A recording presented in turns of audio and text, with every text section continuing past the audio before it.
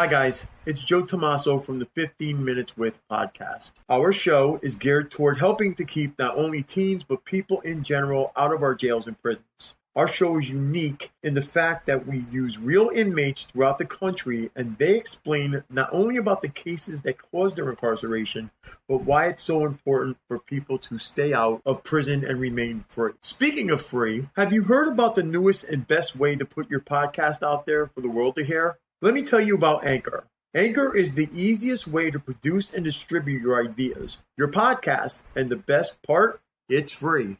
There's even a creation tool that allows you to record and edit your podcast right from your phone or your computer. Anchor will even distribute your podcast for you so people can hear it on Spotify, Apple Podcasts, and many other listening platforms. You can even make money from your podcast, and there are no minimal amount of listeners required. Anchor is everything you need to make a podcast in one place.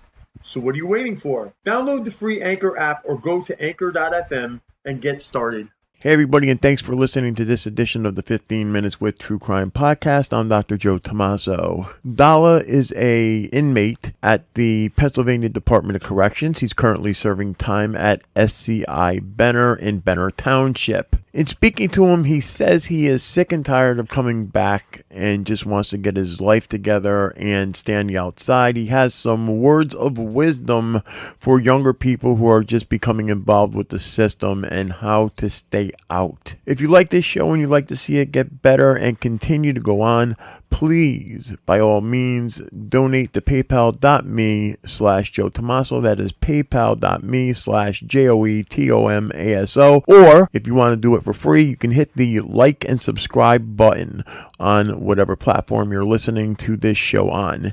And if you have any questions, comments, suggestions, or if there's anybody you would like to see me try and interview, please email me at insidetherazorwire@gmail.com. Again, that is insidetherazorwire@gmail.com.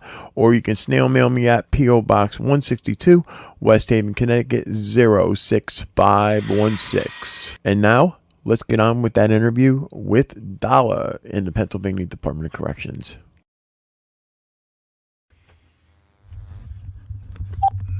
Hello, this is a free call from an incarcerated individual at SCI Benner. This call is not private. It will be recorded and may be monitored. If you believe this should be a private call, please hang up and follow facility instructions to register this number as a private number. To accept this free call, press 1. To refuse this free call, press 2. If you would like to, thank you for using Securus. You may start the conversation now. Good afternoon. Who am I speaking to? No, this is Dolla. Okay, Dollar. Hey, can you do me a favor? A couple things, actually. This way we can start the interview off correctly. In addition to you go by Dollar. What's your legal name and where are you calling me from? My name is Joel Marrero, Mm-hmm. and I'm from New York, but I'm incarcerated in Pennsylvania. Okay. I just want to clear it up for legalities. So you're calling me from SCI Benner? Yes. Okay. Let me ask you, how long have you been incarcerated presently? I've been incarcerated since 2016, November 16, 2016. Okay. That is 5 years? Yeah, going on 5 years. Okay. What are you in, prison for? Right now, I'm currently on a possession with intent to deliver. And I don't know if they threw the firearm out or what, but that was a part of the case. They recovered a firearm. Okay. And they didn't recover drugs. They planted drugs, but they caught me with drugs inside of the county jail. So I got possession with intent to deliver, a firearm case, and then I brought the drugs to the jail, and I got possession by contraband. Inside of a correctional facility kind of thing? Yeah. Okay. Yeah. So, but basically you didn't try to sneak drugs in. You had them on you when you got arrested, and they found them when they were bringing you in. Yeah. Okay. Have you ever done any time before then? Yes. Okay. How much would you say, or how long have you been in the system? system, I at least got like roughly about like 20-something years. Okay. 25 years. Okay, so you've been in and out of the system? Yeah. Okay. Did you just go to one prison? Was it? Well, you said you were from New York. Did you do time in New York and Pennsylvania, or where have you done time? Yeah, I did 2 state bids in New York. I did a juvenile placement in New York. Okay, can you do me a favor? Yeah. The juvenile stuff. Can you tell me what you mean by juvenile? Like, not what you mean by juvenile. I mean, obviously, it's like a juvenile prison or detention center. But how old were you back then? I was 15 years old. Okay. When I did my I did 3 years with juvenile. Okay. In an institution. It's called. It was outside of between Rochester and Buffalo. It's called Industry. Okay. You know, it don't have cells. It just has barbed wire fence around it. You can escape from it. You know, but it's like they This is call a it call from cottages. Pennsylvania State Correctional Institution, Benner. This call is subject to recording and monitoring. Okay. So basically, yeah, it's like a detention center. Yeah. It doesn't look like a prison. It looks like a holdover facility. We'll go. And you said you were about 15? Yeah, I was 15 when I Okay. caught So that much. okay, so you've been charged with various crimes since at least 15 years old, and you've been in and out of the system. What was the very first crime that introduced you to the system? I was selling. I seen other people sell drugs. I thought it was something normal. Because I was 13 at the time. I was homeless. I ran away from a group home. You know, I've been in foster care. I think I told you about that. I've been like 4 different foster homes. They didn't care nothing about me. They just threw me out to the streets, and I hung out with older people. And I was seeing them. I didn't know at the time they were selling drugs. I just thought they was giving stuff out, and people was giving them money until I got a little older at the age of 15. Yeah. And I figured everything out, that it was drugs they were selling. So I wanted to contribute so I could make money because I was sleeping in a abandoned car in an alleyway. So I needed something to, you know, I needed to make some type of money so I could feed myself. And I was 15. Right. So basically, you couldn't support yourself. I mean, at that age, Call from you know. Pennsylvania State Correctional Institution, Benner. This call is subject to recording and monitoring. So it's not like you could have. It's not like you could have went and got a job, or at least not a legal one. That was your way to support yourself, and you were living in the city at that time, like an inner city. Yeah, I was living in Queens, New York. Okay, so I don't want to say it's commonplace, but it's commonplace. You know, selling drugs is pretty much commonplace in a lot of a lot of places. The major cities here in Connecticut even are like that. You've been in and out. Would you say that? So would you say that the system that you're in now, or that being in the system totally, has helped you or hurt you? And in asking you that question, I'm basically also asking, do you see when people become incarcerated, it's supposed to rehabilitate you? Do you see it as rehabilitation, or do you see it as human warehousing, we'll call it? I mean, I could see it in both aspects. Okay. For me, I could see it's more like a rehabilitation because I have changed my ways. I don't know if because I'm getting older, I don't feel like committing crimes anymore. But at the same token, I do want to be free, and I don't want to keep coming in and out of prison, you know, wasting my time committing crimes and, you know, ending up back in jail till I'm... Right, but that was a personal choice. I mean, my question's a little bit different. What I'm asking is, when you came to prison and you've been in and out of the system, Did the system ever take the time to teach you a trade or something that you could take on the outside and make a living at?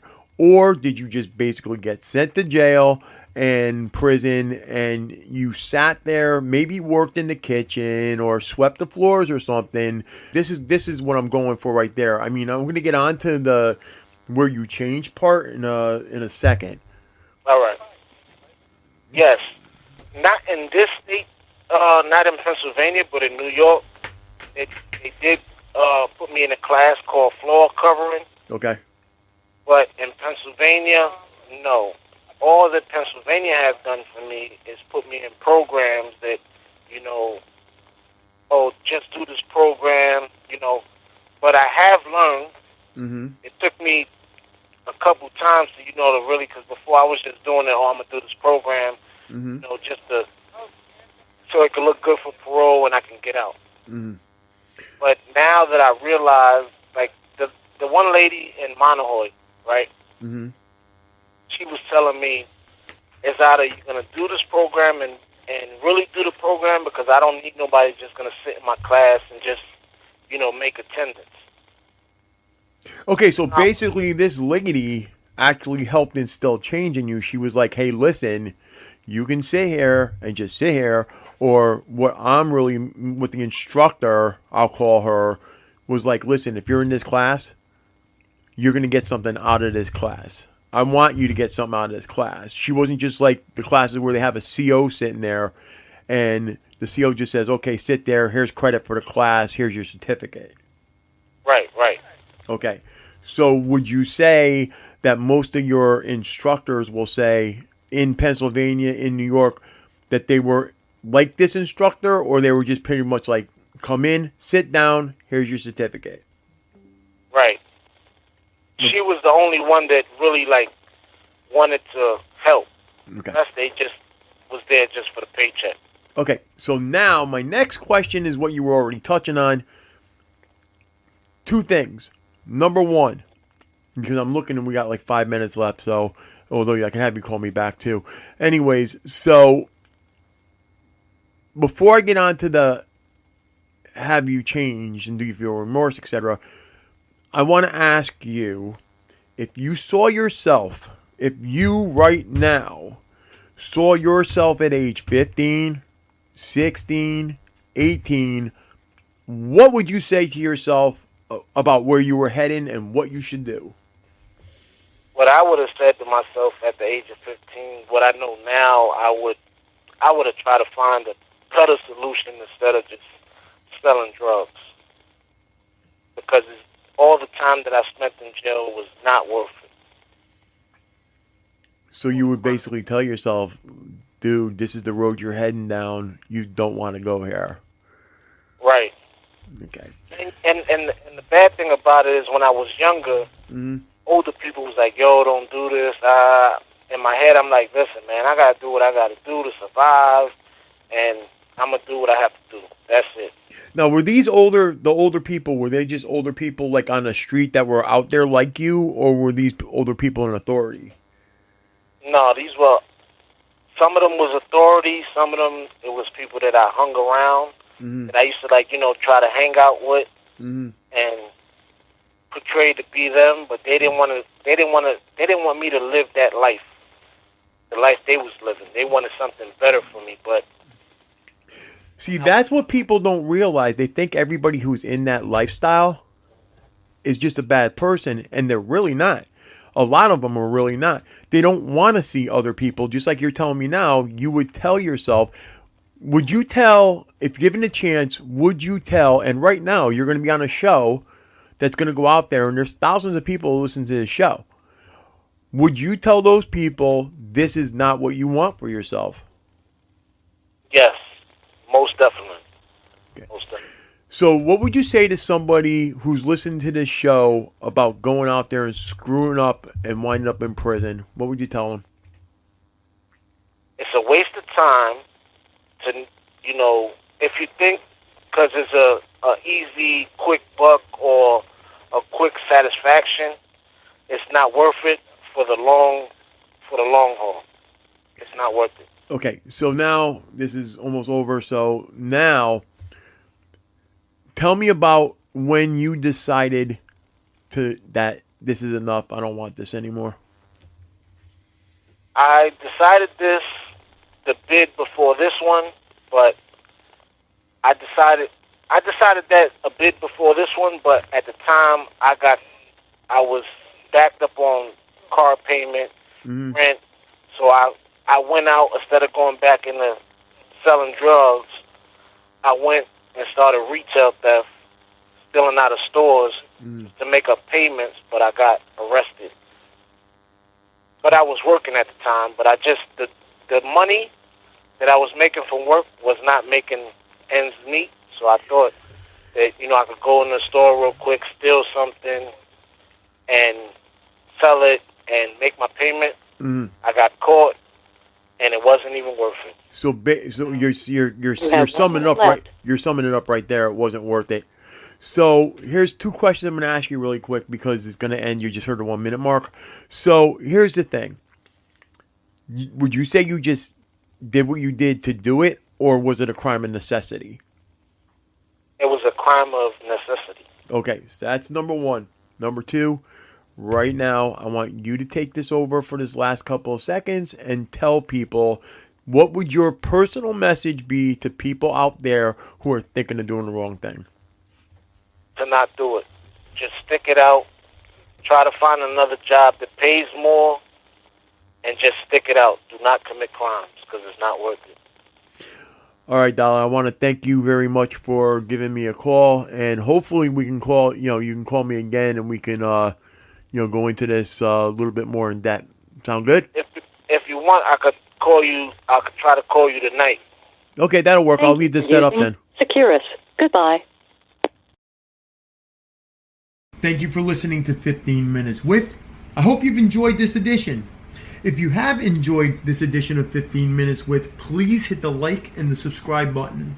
You can also help me keep this show going and watch it get better by donating to paypal.me/Joe Tomaso.